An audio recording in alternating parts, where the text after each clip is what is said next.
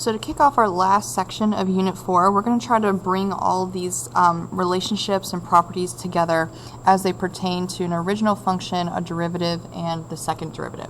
So very much like how we analyze different characteristics of graphs in the last section, where we kind of had that matching activity going on, we're going to do very similar things for certain graphs on page 253, 54, and 55.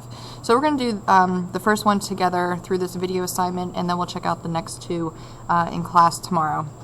So what we're basically going to try to do here, our goal is to start with a graph, whatever it represents, either an original function or first derivative or second derivative, and we're going to try to write down as many different properties or characteristics or just things that we know about the other two functions that this graph does not represent. So I want to go through some strategies that you can use if they work for you or if they help you out.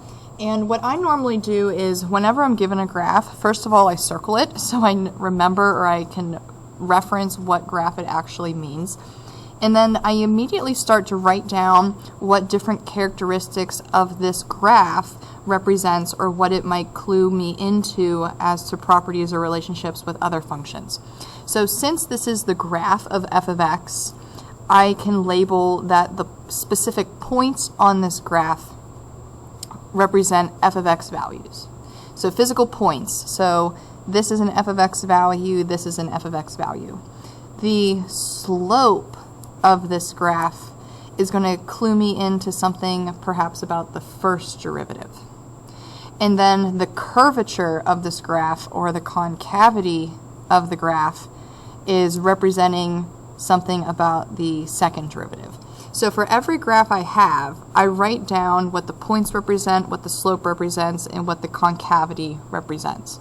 We'll see how in some other examples that maybe slope and concavity are irrelevant because we're going to get into higher derivatives that we're not necessarily going to talk about, but I jot them down anyway just so I have this information available to me. Alright, so let's see what we can conclude about the first derivative. Now, we also want to justify each of our conclusion that we make, and since this is the graph of f of x, all of our justifications should say something like because f of x ...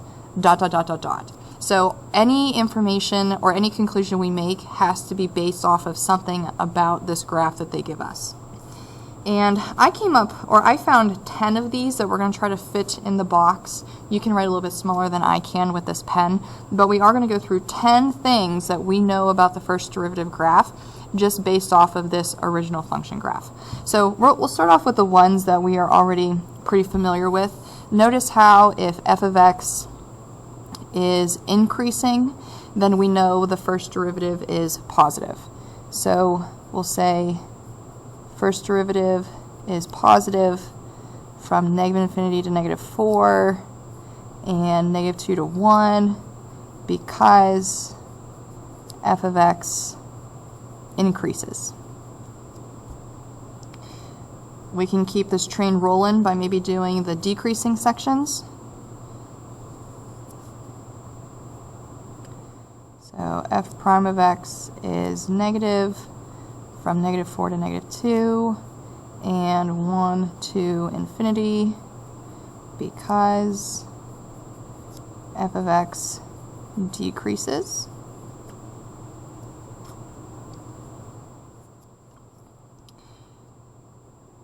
Alright, so if we are positive on these intervals and negative on these intervals, then we must be 0 at some points because we're changing from positive to negative, and that would specifically be at negative 4 because we have that change in here, negative 2 and 1, negative 4, negative 2 and 1, because we can say f of x has horizontal tangents. You can say because f of x changes increasing to decreasing or vice versa, or you can say f of x has maxes or mins. Okay, any of those would be perfectly acceptable. So because f of x, maybe we'll say, has a max/min. All right, so those are kind of the main connections that we've seen so far. We can probably add in another one. Notice how this specific graph of f of x is this W or M shape, which is quartic. So we can then conclude that the derivative graph would be cubic. So f prime of x is cubic because f of x is quartic.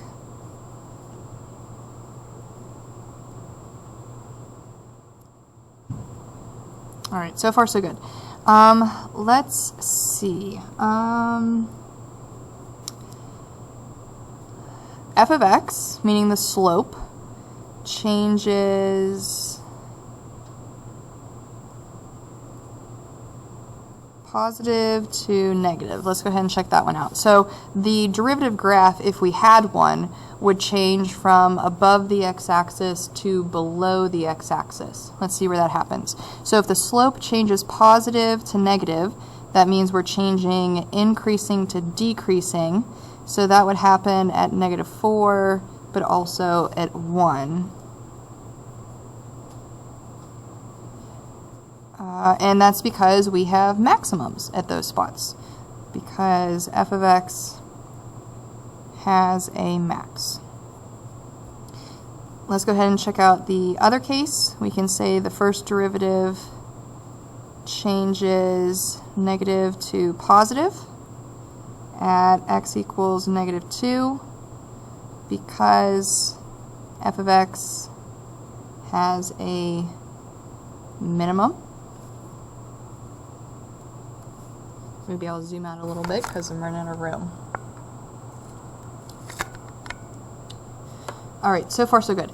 So now let's try to think about how the curvature of this graph might relate to the slope. So curvature, meaning concavity, is the second derivative, but notice how if I were to take a prime mark away from both of those, we would essentially have the same relationship as we do between the original function and the first derivative. So let's go ahead and see how the curvature can help us relate to the f prime information. So let's see. We can probably conclude that f prime of x is increasing. Okay, so that would mean that the slopes are increasing. So the tangent line value, slope of the tangent line is increasing. That's going to be a concave up section. So looking at our graph here, concave up probably looks to be somewhere in there. So it seems like we have some points of inflection at -3 and -1.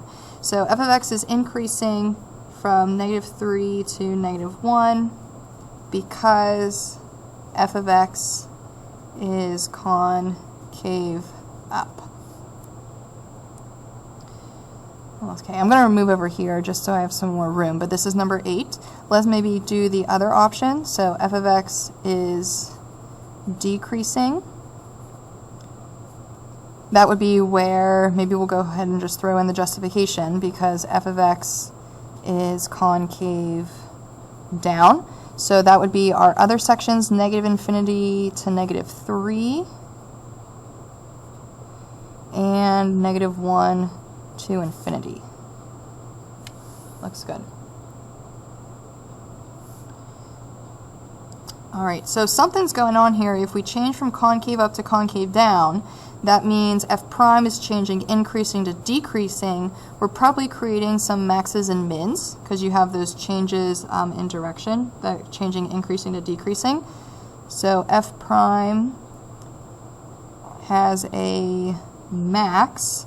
That would go from changing, increasing to decreasing. So that would be, let's see, maybe, so if we change from increasing to decreasing, we're changing from concave up to concave down.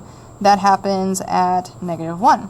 So it has a max at x equals -1 because f of x changes concave up to concave down.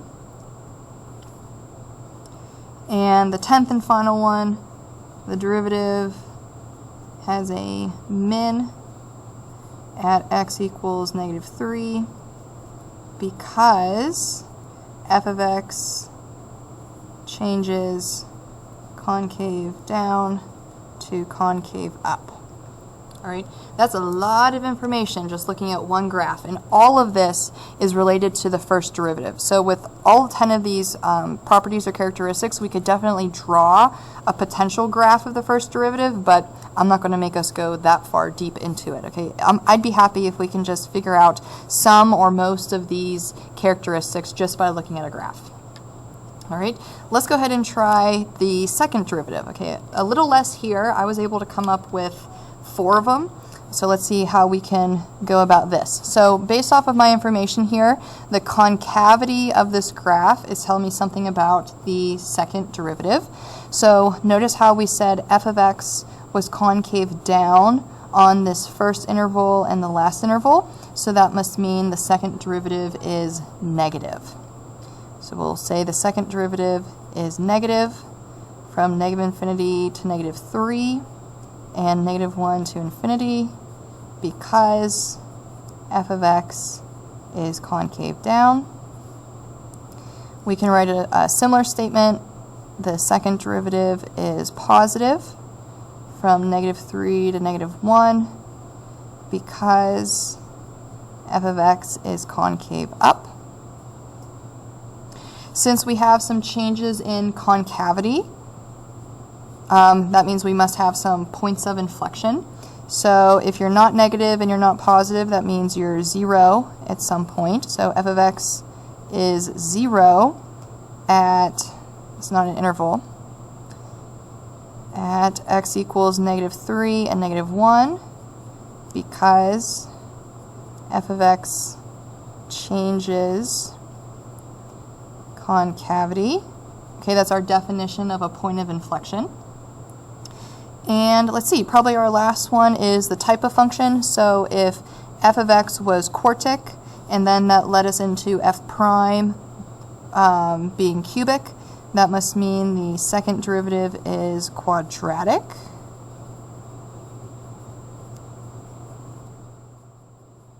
Because we're 2 degrees away, because we're doing the second derivative. So f double prime is quadratic because f of x is quartic. All right, I say that's pretty good to go. I know it's a lot. Okay, notice how my entire page is filled, but we're going to go ahead and take a look at 2 more examples of these graphical characteristics and just jotting them down. It might not always be the original function. Okay, it could be f prime or f double prime, and we're going to go ahead and take a look at those a little bit more tomorrow.